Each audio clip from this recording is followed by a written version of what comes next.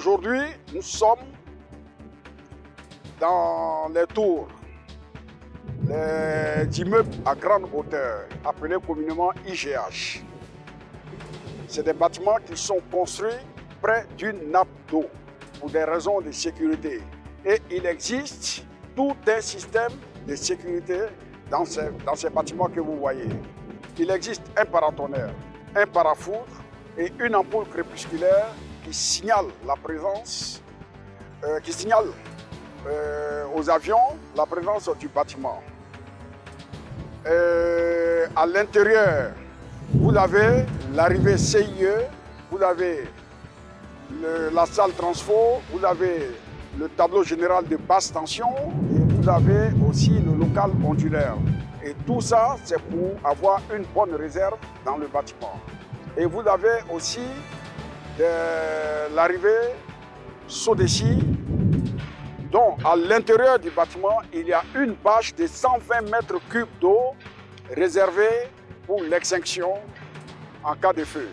Et vous avez 60 mètres cubes d'eau pour les sanitaires.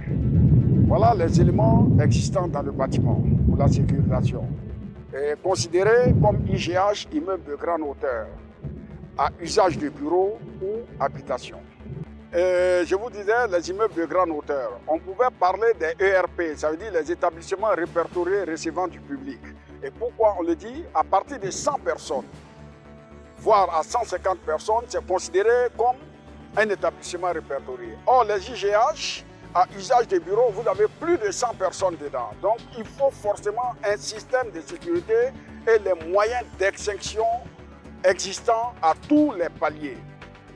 Raison pour laquelle on met des agents de sécurité incendie qui sont en contact permanent avec le groupement des sapeurs-pompiers militaires. Alors, après avoir vu et expliqué les mesures de sécurité existantes, il y a des normes à respecter. Par exemple, quand vous montez à un étage, vous verrez que la circulation dans les couloirs ne sont pas encombrés, il faut éviter de les encombrer. Il est formellement interdit de fumer. Vous verrez des pictogrammes à chaque étage où il y a le plan de l'étage concerné. La réglementation demande aussi qu'il y ait le respect des installations, ne pas les encombrer. Par exemple, les extincteurs, les robinets d'incendie armés qui sont dans les couloirs, dans les cages d'escalier où se trouve la colonne humide, et les portes au coupe-feu doivent être toujours maintenues fermées.